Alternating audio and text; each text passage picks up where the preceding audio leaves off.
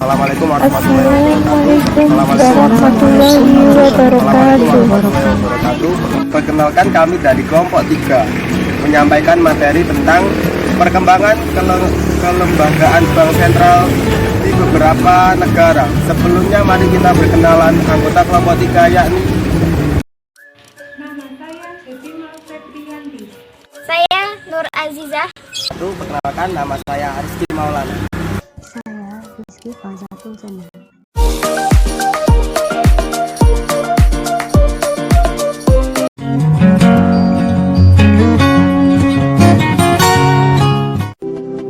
Bank of England. Apa itu Bank of England? Bank of England merupakan bank sentral yang kedua didirikan di dunia setelah Bank Sentral Swedia. Bank of England didirikan pada tahun 1694 dengan tujuan sebagai bangkit pemerintah dan sebagai pengelola hutang negara. Dalam perjalanannya, tugas dan peran Bank Sentral Inggris mengalami perubahan dari masa ke masa sesuai dengan perkembangan ekonomi, keuangan, pandangan teori ekonomi, dan sosial politik yang terjadi di Inggris. Pada awalnya, Bank of England didirikan untuk menggalang dana guna mengelola hutang negara, kemudian untuk membiayai kegiatan penyelesaian konflik antar negara. Sejak awal, peran utama Bank of England dalam sistem pembayaran yaitu mencetak dan mengedarkan mata uang pound sterling. Selanjutnya, Bank of England mendapat mandat untuk mengawasi dan menjaga stabilitas moneter. Pada tahun 1997, Bank of England diberikan mandat untuk melaksanakan kebijakan moneter yang terpisah dari pemerintah. Sejalan dengan hal tersebut, Bank of England secara kelembagaan terpisah dari pemerintah. Dan dalam rangka pemfokusan pelaksanaan tugas di bidang moneter, tugas pengaturan dan pengawasan Bank of England dialihkan kepada lembaga lain yaitu Financial Services Authority. Dengan demikian, secara kelembagaan tugas Bank of England hanya di bidang sistem pembayaran dan moneter. Dalam beberapa tahun terakhir, Bank of England juga ditetapkan untuk menjaga stabilitas sistem keuangan.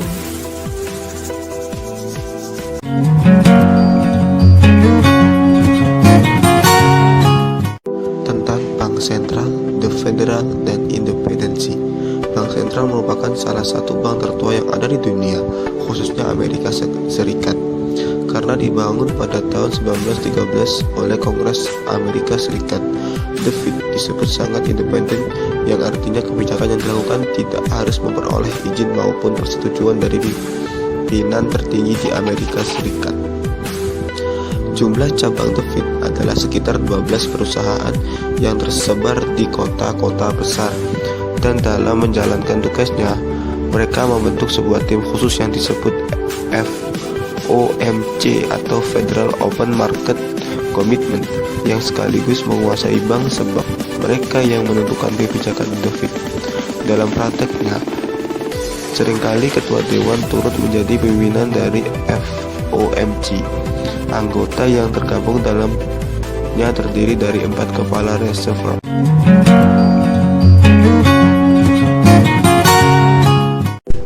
The Hong Kong Monetary Authority atau HKMA merupakan lembaga pemerintah yang diberikan otoritas dan tanggung jawab untuk memelihara kestabilan moneter dan perbankan. The HKMA didirikan pada tanggal 1 April tahun 1993 yang merupakan penggabungan antara Badan Pengelola Pertukaran Mata Uang dengan Badan Pengawasan Perbankan. Dalam melaksanakan tugasnya, HKMA melaporkan kepada Menteri Keuangan.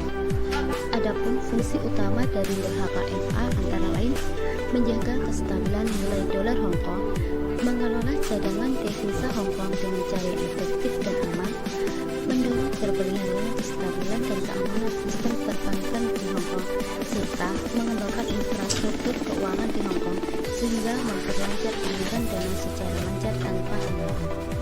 Adapun tujuan dari kebijakan HKMA adalah memelihara kestabilan mata.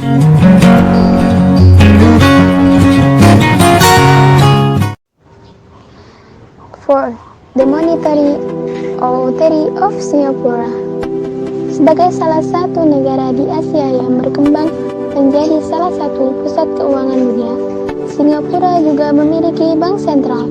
Salah satu tujuannya adalah sebagai langkah antisipasi dari perkembangan perekonomian Singapura dan meningkatnya permintaan akan layanan bank yang kompleks dan dinamisnya perkembangan moneter di negara tersebut.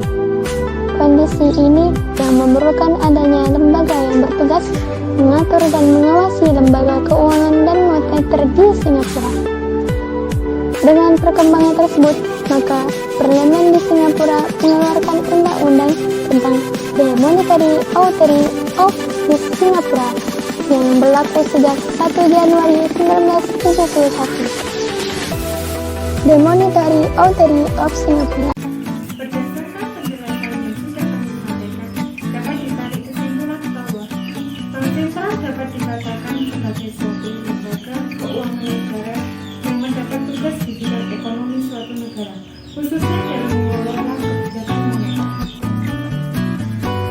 Di samping tugas di bidang moneter, Bank Sentral juga mendapat tugas dalam bidang perbankan dan lembaga keuangan dan bank, serta di bidang sistem pembayaran dengan sasaran menjaga stabilitas sistem keuangan. Paparan materi dari kelompok kami semoga bermanfaat buat teman-teman. Kami mohon maaf yang sebesar-besarnya apabila ada kesalahan kata ataupun ucapan dari kami. Dan terima kasih sudah mendengarkan penjelasan kami. Terima kasih. Wassalamualaikum warahmatullahi wabarakatuh. Salam.